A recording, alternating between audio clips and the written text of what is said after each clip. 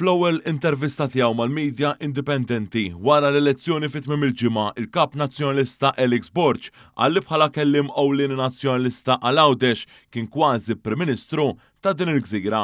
Kważi Prim Ministru ta' Għawdex, kważi kap ta' Għawdex. U għal dan waqt il-programm Ekstra fuq l-Istazzjon Nazzjonali waqt li wieġeb għal mistoqsijiet tal-ġurnalist Karl Azzopardi.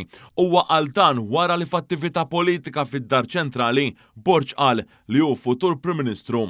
Ġew Malta, ġew l-Partit Nazzjonalista għandna mexxej wieħed. Ftit wara u kompla jgħidlek. Ħatmu akbar mill-kap tal-partit. Dwar il-kelliema fix-Shadow Cabinet li jixtieq ikollu, Borg ikkonferma li se jżomm prattikament l-istess irwoli li kien hemm fi żmien il-preċessur tiegħu Bernard Grech. Jiena mhux ħanagħmel total overhaul, jiena ħanara li fejn hemm bżonn insaħħu ċertu Shadow Cabinets.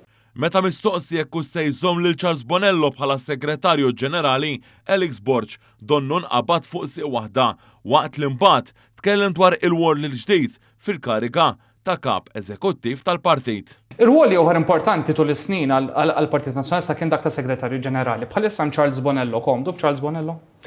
Jiena m'għandix problemi xejn li naħdem Charles Bonello. Tukulat li taħtar ir-rwol ta' CEO.